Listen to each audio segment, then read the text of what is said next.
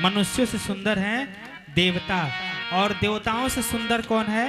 गंधर्व, और गंधर्वों से भी सुंदर गंधर्व का राजा। भाई जो राजा होगा वह सबसे सुंदर होगा। तो मनुष्य से सुंदर देवता और देवताओं से सुंदर गंधर्व, और उन गंधर्वों में गंधर्व का एक राजा था। तो आप विचार कीजिए वह कितना सुंदर होगा। और बगल में उसकी पत्नी थी, तो उसकी पत्नी कितनी सुंदर होगी।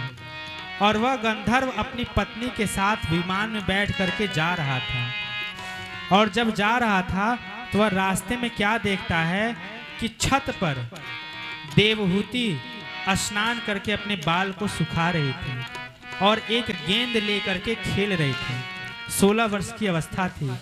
और उन देवहूति के रूप को देख करके वह गंधर्व इतना मोहित हो गया कि वह अपने विमान से बेहोश होकर के नीचे गिर गया। इतनी सुंदर देवहूति थी।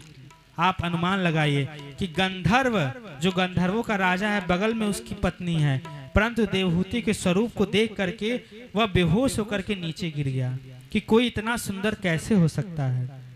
और उन देवहूति को कर्दम ऋषि जब प्राप्त करते हैं, जब कर्दम ऋषि का विवाह देवहूति से होता है, तो बस विवाह के समय वह देखते हैं। फिर उसके बाद कर्दम ऋषि देवहूति को देखते ही नहीं है। कब तक? 1 दिन, 2 दिन, साल भर, 10 साल, 10 साल तक नहीं।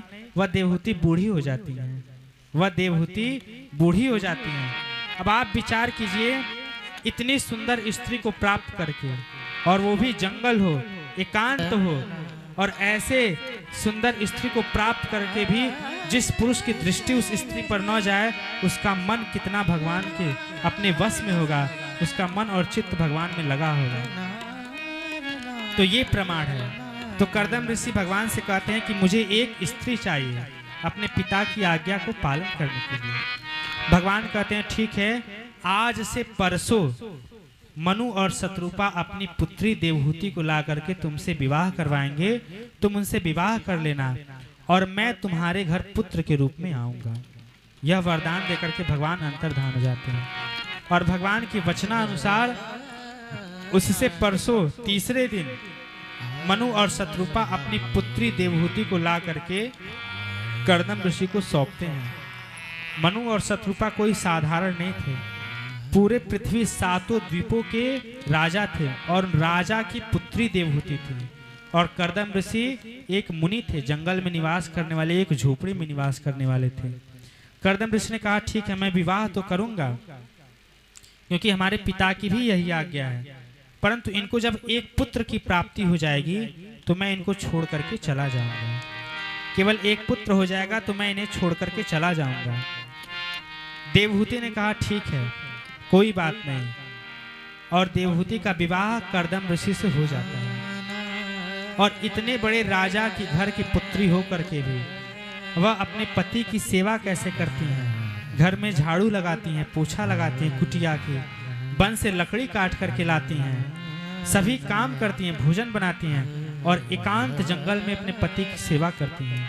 और उनके पति केवल भगवान का चिंतन करते हैं, वह अपनी पत्नी की तरफ देखते ही नहीं हैं। एक बार भी नहीं कहते हैं कि मैं इतने बड़े राजा के घर की पुत्री हूँ, तुम्हारे घर का काम नौकरों की तरह कर रही हूँ और तुम हमारी तरफ देख भी नहीं रहे हो। और बेचारी वह देवहूति उनकी सेवा करते करते करते करते बूढ़ी हो जाती है। भागवत जी में लिखा है कि उनके सारे बाल जो है महात्माओं की तरह जटा बन जाते हैं, सारे बाल जटा बन जाते हैं। उनकी जो चमड़ियाँ थी, जो मांस थे, वह सूख जाते हैं, वह उनकी चमड़ियाँ झुल जाती हैं, शरीर पे केवल हड्डियाँ बच जाती हैं। और एक दिन कर्दम ऋषि की दृष्टि उनकी ओर पड़ती है और कहते हैं कि देवी तुम कौन हो? उन्होंने कहा भगवान मैं आपकी पत्नी हूँ, आपने हमारी तरफ देखा ही नहीं। उन्हें बड़ी दया आई है कि ऐसी स्त्री मिलना मुश्किल है जो मेरी सेवा करते करते बूढ़ी हो गई, परंतु कभी भी अपने मन में कोई ग्लानि नहीं लाई। और कर्दम ऋषि को बड़ा पश्चाताप हुआ और तुरंत बड़ी दया आई और तुरंत उन्होंने एक सरोवर तैयार किया और कहा कि देवी इस सरोवर में स्नान करो। और जब देवहूति उस सरोवर में स्नान करने जाती हैं और स्नान करके जब निकलती हैं तो उनकी अवस्था कैसी हो जाती है? 16 वर्ष की हो जाती है। ऐसा लगता है कि अभी अभी राजमहल से आई हैं। और कर्दम ऋषि भी उस सरोवर में स्नान करते हैं उनकी अवस्था भी 16 वर्ष की युवा हो जाती है और फिर वह एक विमान तैयार करते हैं, ऐसा विमान जो मन की गति से चलता हो, जो मन की गति से चलता हो, और उसमें अपनी पत्नी को बैठा करके पूरे ब्रह्मांड का दर्शन कराते हैं, पूरे ब्रह्मांड का दर्शन कराते हैं। फिर उनकी कोख से 9 कन्याएं प्रकट होती हैं, 9 कन्याएं जन्म लेती हैं।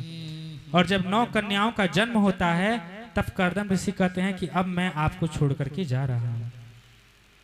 देवहूति उनके पीछे पीछे चली आती हैं, बोलती हैं कि हे प्रभु, आप छोड़ करके चले जा रहे हैं, मैं स्त्री और ऊपर से हमारी 9 कन्याएं, इनका विवाह कैसे होगा? कम से कम इनके विवाह तक तो रुक जाइए, और हमें आप चले जाएंगे, इनका विवाह भी हो जाएगा, तो मैं अकेले कैसे रहूंगी? कम से कम एक पुत्र चाहिए। और आपको भगवान वरदान भी दिए हैं कि आपके घर स्वयं भगवान प्रकट होंगे। तब कर्दम ऋषि और कुछ दिन तक ठहरते हैं और कुछ दिन के बाद भगवान स्वयं उनके घर प्रकट होते हैं। बोलो श्यावरे रामचंद्र भगवान की, बोले कपिल देव भगवान की जय हो।